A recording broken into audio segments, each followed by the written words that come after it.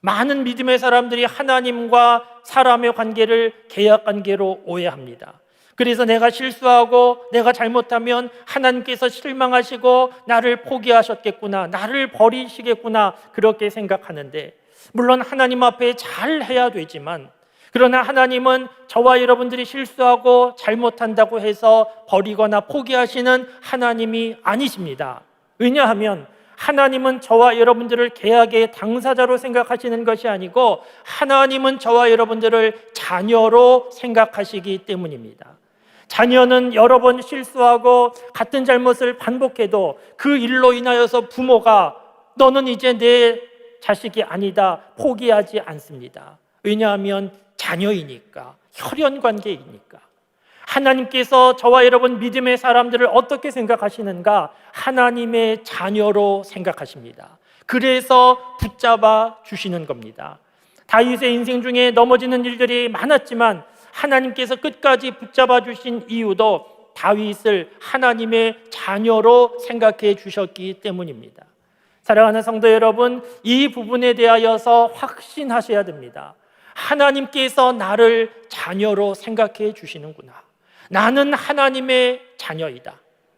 하나님의 자녀답게 잘 해야 되지만, 믿음 안에 잘 살아가야 되지만, 그러나 인생을 살아가는 동안에 넘어지는 일이 있고 내가 자초한 문제라 할지라도 하나님은 그 일로 인하여 나를 포기하고 버리시는 분이 아니고 하나님은 여전히 나를 붙잡아 주시고 오히려 나를 회복시켜 주시는 하나님이심을 분명히 믿으실 수 있기를 바랍니다.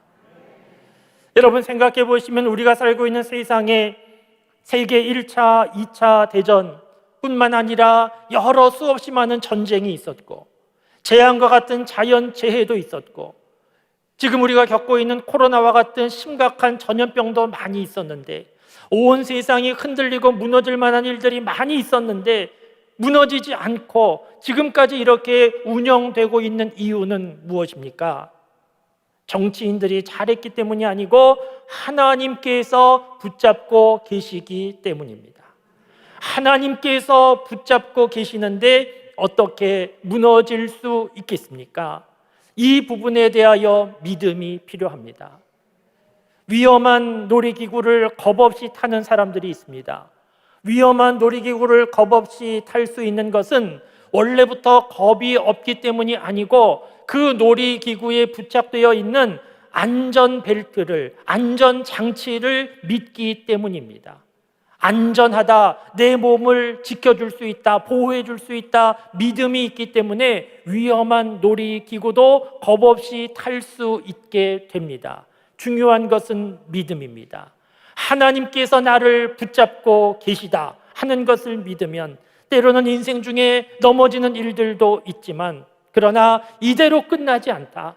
하나님께서 붙잡고 계시기에 이 모든 일들은 지나가게 될 것이고 하나님께서 붙잡고 계시기에 오히려 전화위복의 역사가 있게 될 것이다 믿게 되는데 이 믿음이 중요합니다.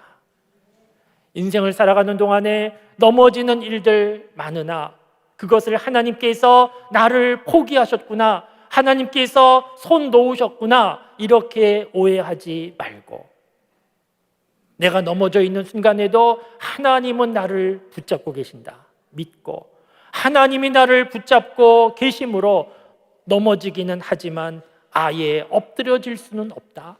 하나님께서 나를 붙잡고 계심으로 이대로 끝나는 것은 아니다.